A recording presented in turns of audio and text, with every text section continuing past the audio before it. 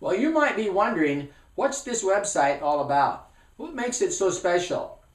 Well, a while back, I had a person ask me to give them a 3-second commercial about the message, which came out something like this. My message is sure to challenge the traditional view about the kind of person God is, to where most skeptics say, if that's what God is like, then count me in.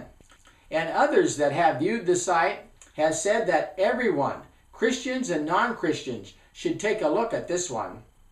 Well, at any rate, in explaining what the Great Controversy view is about, maybe I should inform you that this message could shock you into a state of denial, which would be perfectly normal, as most first reactions are not to agree. But after listening to the heart of this message, the comments come back, oh wow, I see your point.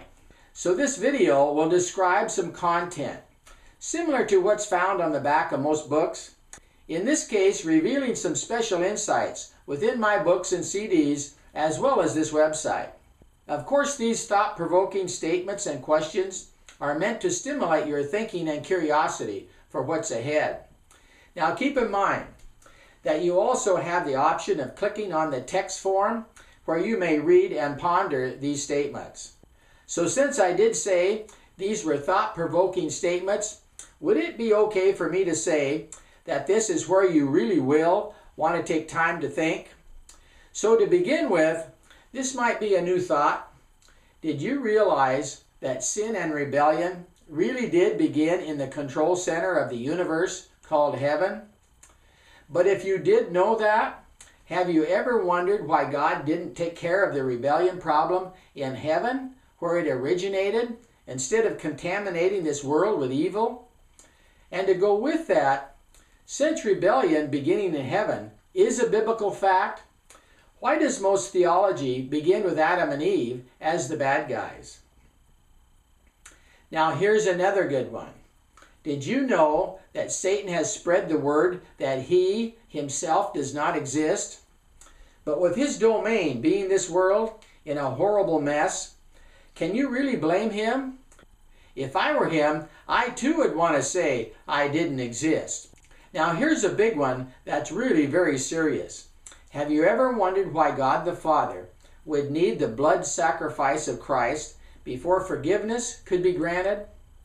I did say these would be thought-provoking, didn't I?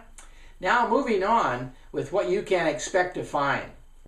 Discover why religions around the globe have the good news of the gospel all about Jesus instead of God the Father. Discover why God's character is the only thing that's infallible.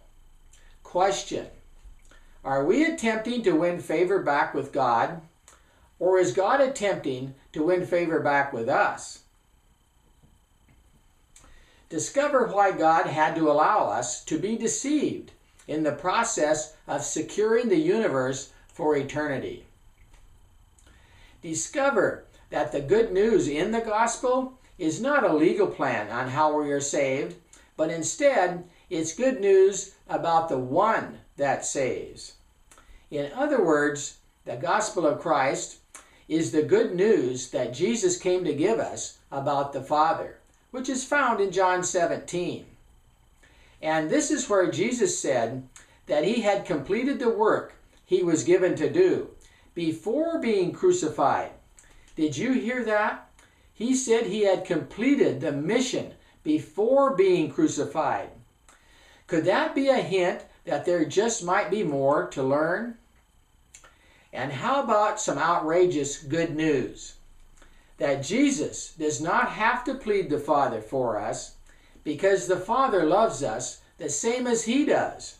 John 16:26. Discover that the death of Christ is meant to change us, not to satisfy a legal demand from the law or the Father.